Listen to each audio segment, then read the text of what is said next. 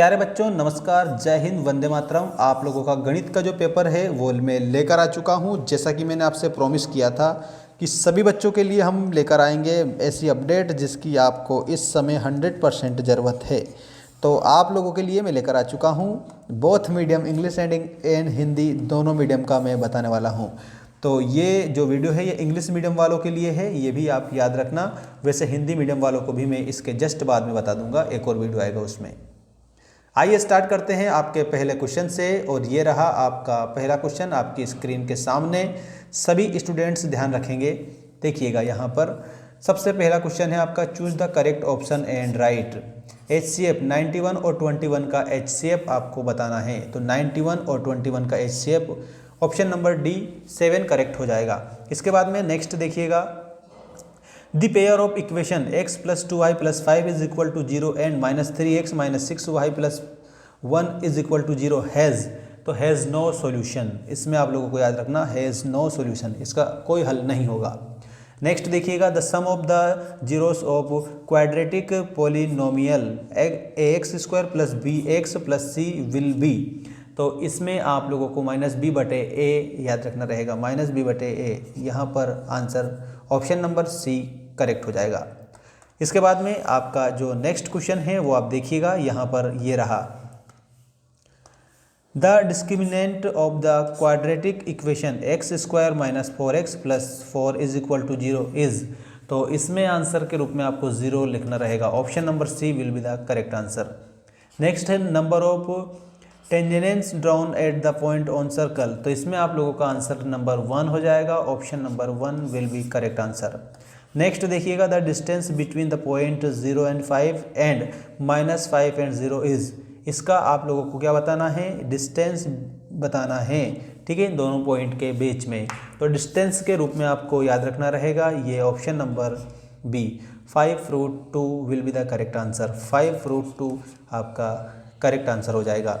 इसके बाद में यहाँ पर आपका फिल इन द ब्लैंक्स आ चुका है। देखिएगा, फिल इन द ब्लैंक्स आप पूरा कंप्लीट करेक्ट करेंगे और ये जो मैं बता रहा हूँ सभी स्टूडेंट्स याद भी रखेंगे। देखिएगा यहाँ पर आपका zeros will be in cubic polynomial. तो इसमें आप लोगों को क्या लिखना रहेगा, 3 लिखना रहेगा, ठीक है। 3 zeros will be in a cubic nomial, ठीक है, polynomial will be the correct answer. इसके बाद में यहाँ पर आप लोगों को दिया है, Sridharacharya derived a formula now known as the.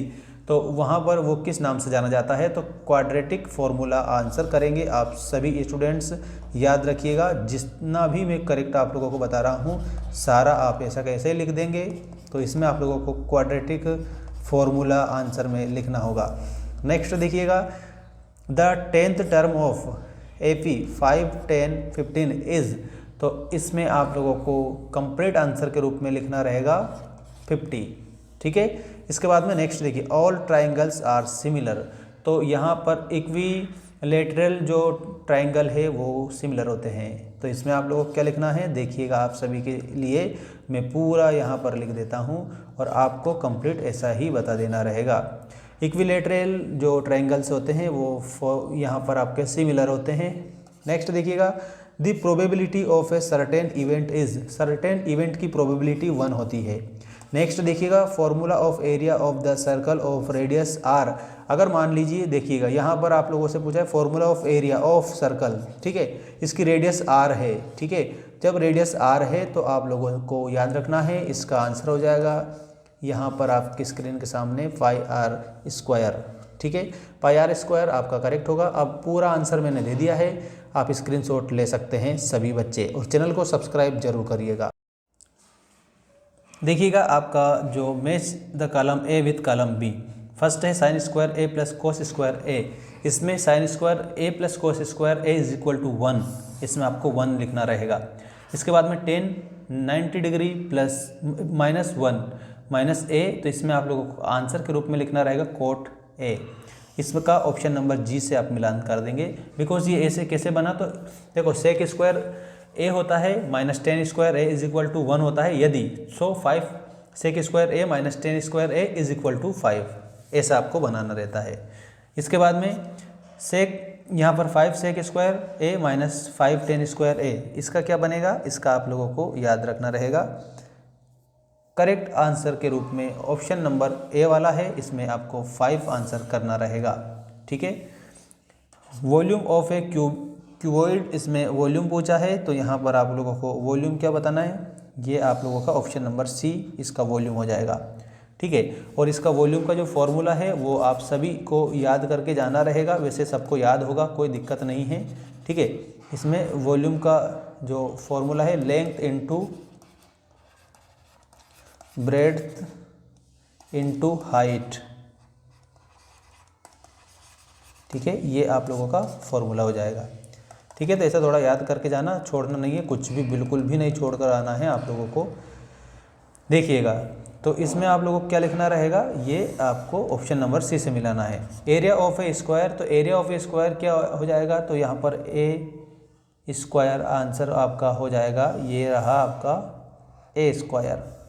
What will be the value of P E plus P की बार। इसमें दोस्तों आंसर के रूप में लिखना रहेगा आप लोगों का ऑप्शन नंबर 1। ठीक है, मतलब यहाँ पर ऑप्शन इसका 1 आ जाएगा। ठीक है, इसका आंसर 1 होगा। ठीक है, सभी को याद रखना है, क्योंकि जो प्रोबेबिलिटी रूल होता है ना, वो मैंने आप लोगों को पहले भी बता रखा है। उसमें क्या होता है, probability rule, the sum of the probability of one event and its complements its always 1। ठीक है, यहाँ पर ऑलवेज 1 होता है ये। ठीक, इसलिए आपको ऐसा याद रखना है। इसके बाद में नेक्स्ट आप लोगों का जो क्वेश्चन है वो देखिएगा, ये रहा आपका आंसर द क्वेश्चन 1 वर्ड और 1 sentence. Find the number of zeros, इसमें कितने जीरो हैं ऐसा पूछा है, तो इसमें 4 जीरो है। ठीक है ना, इसमें 4 जीरो है, ऐसा याद रखना सभी। इसके बाद में what is the class of maximum frequency is called modal class. इसमें आपको लिखना है modal class. Modal class will be correct answer. Write the formula of find the sum of the first n terms of an A P. इसमें आप लोगों को formula जो है वो लिखना है।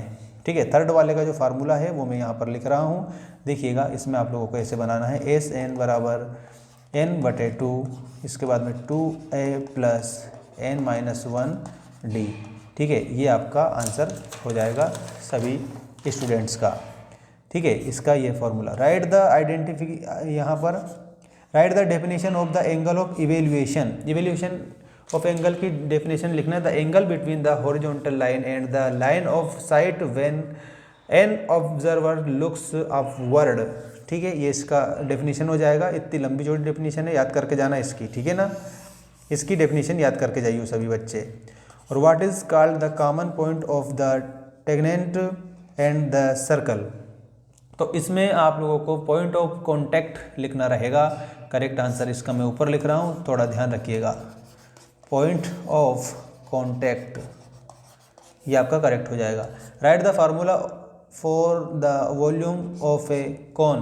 वॉल्यूम ऑफ ए कॉन, इसका फार्मूला आप लोगों को लिखना रहेगा। ये आप सभी का जो आंसर है वो हो जाएगा। ये जो आंसर है जो मैं बता रहा हूँ आप लोगों को ऐसा आंसर कर देंगे।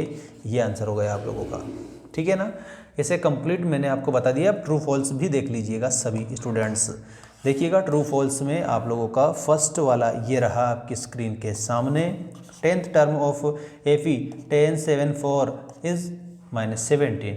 तो इसमें ये आपको ट्रू लिखना रहेगा, दिस इज़ वेरी ट्रू। अगला है the area of similar triangles are always equal. तो ये गलत बात है, ऑलवेज इक्वल नहीं होता है, तो इसमें आपको फॉल्स लिखना है। The tangent line is the second line, तो इसमें फॉल्स आंसर करेंगे, ये भी गलत आपका हो जाएगा।